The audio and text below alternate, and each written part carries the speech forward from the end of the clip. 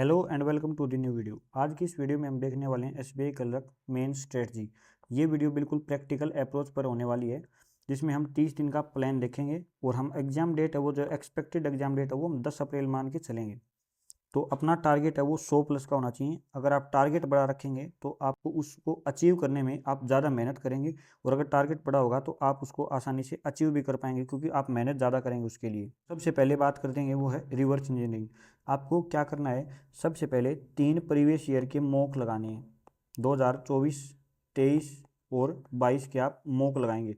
उन मॉक से क्या होगा, आप अपना इंडिविजुअल स्कोर देखेंगे, क्वांट में कितना आया, रीजनिंग में कितना, इंग्लिश में, और जीए को आप अनअटेम्प्टेड छोड़ सकते हैं।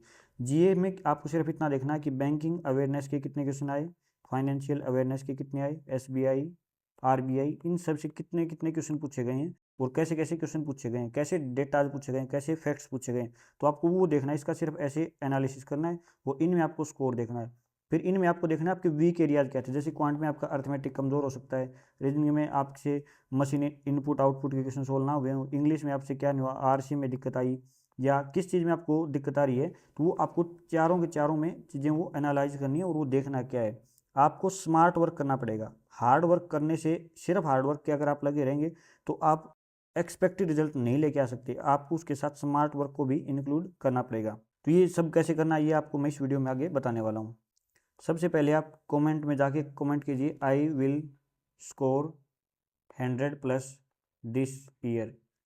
ये आप कमेंट में करिए। ये आपके कॉन्फिडेंस को एक बूस्ट देगा कि आपने एक प्रॉमिस किया है कि आपको 100 प्लस लेके आने। तो अब बात करते हैं आपको मॉक्स कितने देने चाहिए। मैं आपको सजेस्ट करूंगा कि आपको मैक्सिमम से मैक्सिमम 10 मॉक देने चाहिए। 10 मॉक अगर आप ये दे लेंगे, 3 मॉक आपने पीवाईक्यू के दे लिए, तो आपके 13 मॉक हो गए। तो 13 मॉक मेंस के बहुत ज़्यादा हैं, इनफ होंगे। मेरे अकॉर्डिंग आपको इससे ज़्यादा मॉक नहीं देने चाहिए। किसी भी एक प्लेटफॉर्म का इनमें से आप मॉक दे सकते हैं, ओलीबोर्ड, टेक्स्ट बुक, स्मार्ट किडा, अड्डा 247, प्रैक्टिस हो, किसी का भी दे सकते हैं। बस आपको इनसे सीखना क्या है कि आपके कमज़ोर एरिया, जो वीक एरियाज हैं वो कौन से हैं, स्ट्रॉन्ग एरियाज हैं वो कौन से हैं, और आपका टाइम का मैनेजमेंट। आपको ये चीज़ें इनसे सीखनी है। इनके स्कोर के बेस पर आप ये नहीं सोचें कि आपका सिलेक्शन होगा या नहीं होगा, ये उस चीज़ के लिए नहीं होते। क्योंकि जो रियल एग्जाम है और इन मॉक का जो लेवल आता है उसमें दिन रात का आपको डिफरेंस मिलेगा। तो आपको नंबर्स के पीछे नहीं भागना है, परसेंटाइल आपकी सही होनी चाहिए। अगर परसेंटाइल अच्छी आ रही है तो कोई दिक्कत नहीं है, और आपके जो स्ट्रॉन्ग एरियाज हैं उनके क्वेश्चन गलत ना हो, वीक एरियाज हैं उनमें आपका इंप्रूवमेंट होता रहे टाइम टू टाइम। आपको इस चीज़ पर फोकस करना है। जो मेन बात आएगी वो आएगी एनालिसिस करना इन मॉक्स का। एनालिसिस आपको कैसे करना है, आप एक शीट ले सकते हैं, उस शीट के ऊपर आप अपने जैसे क्वांट का लिखेंगे, रीजनिंग का, इंग्लिश का और जीए का। आप जब मॉक लगाएंगे तो आपको क्वांट का देखना है कि क्वांट में आपके कितने स्कोर आए हैं, वो नंबर कहाँ आए हैं और कहाँ आपके नंबर कटे। तो आपको वीक एरियाज पता चलेंगे, आपके स्ट्रॉन्ग एरियाज पता चलेंगे। जो वीक एरियाज होंगे उनको आप हाईलाइट रखें कि ये आपके कमज़ोर एरियाज हैं, उनके ऊपर आपको क्या करना है ये मैं आपको आगे बताऊँगा। ऐसे ही आपको रीजनिंग में करना है, ऐसे ही इंग्लिश में, और ऐसे ही जीए में। जीए के लिए आप एक अलग अप्रोच, इसमें जो आप अगर आपने अभी तक कुछ तैयार नहीं किया तो जीए के लिए मैं आपको एक अलग बढ़िया अप्रोच भी बताने वाला हूँ कि आपको कैसे करना है। तो आप वीडियो को देखते रहिए। फिर आपका जो टारगेटेड स्कोर है वो क्या होना चाहिए।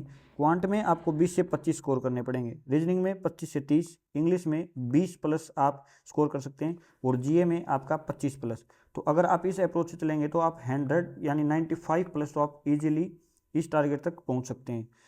इनमें अब स्टूडेंट टू स्टूडेंट चीज़ें डिपेंड करेंगे। किसी की जीए इतनी ज़्यादा प्रिपेयर नहीं है लेकिन उसकी इंग्लिश अच्छी हो सकती है, तो वो जीए में 20 करके इंग्लिश में 25 प्लस भी लेके आ सकता है।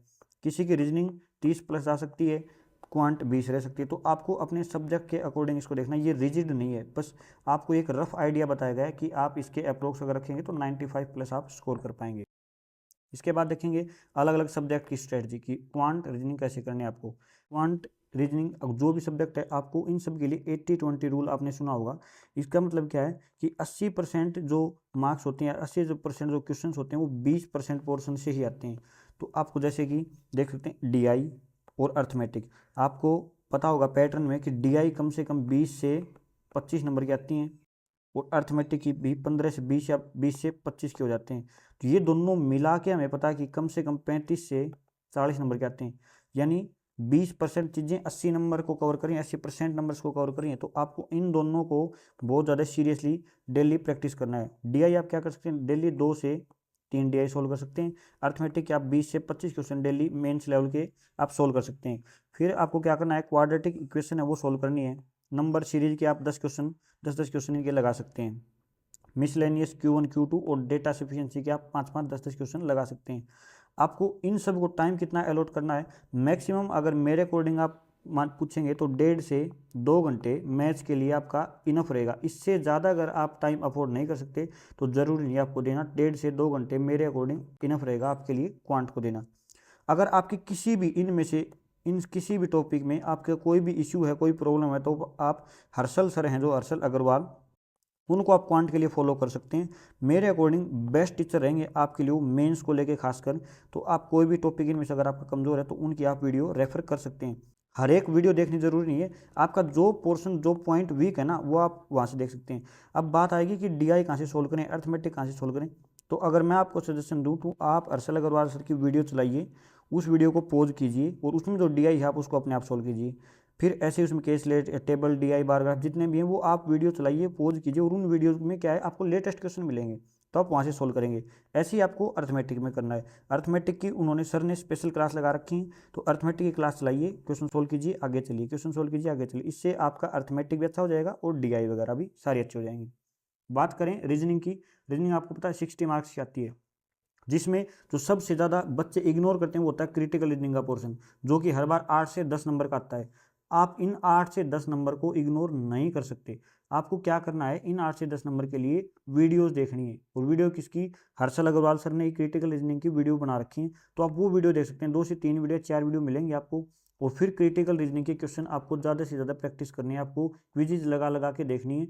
और क्रिटिकल रीजनिंग को आपको इग्नोर करके नहीं जाना, क्योंकि बहुत ज़्यादा वेटेज है इसका और मेंस में 8 से 10 नंबर बहुत ज़्यादा मायने रखते हैं।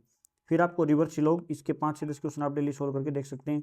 ब्लड रिलेशन के, मिसलेनियस और भी पार्ट बचते हैं उनके 5-5 7-7 क्वेश्चन आप लगा सकते हैं। बहुत ज़्यादा टाइम उन पर देने की जरूरत नहीं है।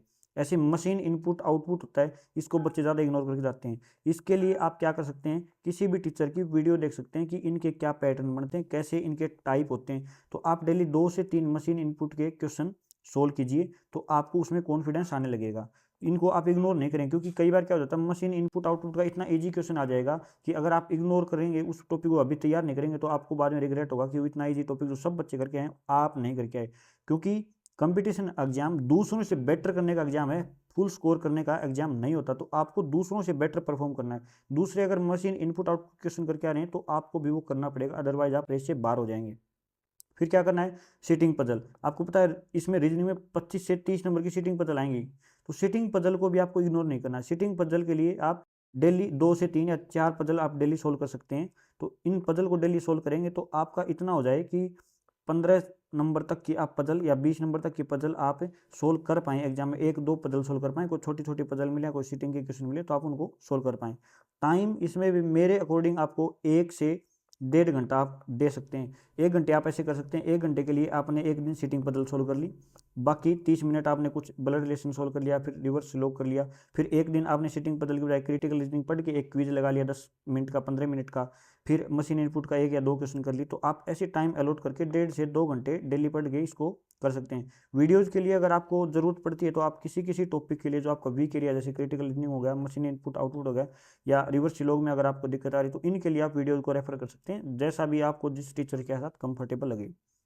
अब बात करते हैं इंग्लिश की। इंग्लिश 40 नंबर की आएगी। इंग्लिश में बैंकिंग में सबसे मेन चीज़ क्या होती है, आपकी रीडिंग हैबिट होनी चाहिए, जिसमें रीडिंग कॉम्प्रिहेंशन आता है। एडिटोरियल आप पढ़ सकते हैं अगर पॉसिबल हो। अगर आपके लिए चीज़ें हेक्टिक हो रही हैं तो आप इसको छोड़ सकते हैं। ज़रूरी नहीं है इसको पढ़ना कि ये पढ़ोगे तभी आपका सिलेक्शन होगा, आपका स्कोर अच्छा आएगा, ये कोई ज़रूरी नहीं है।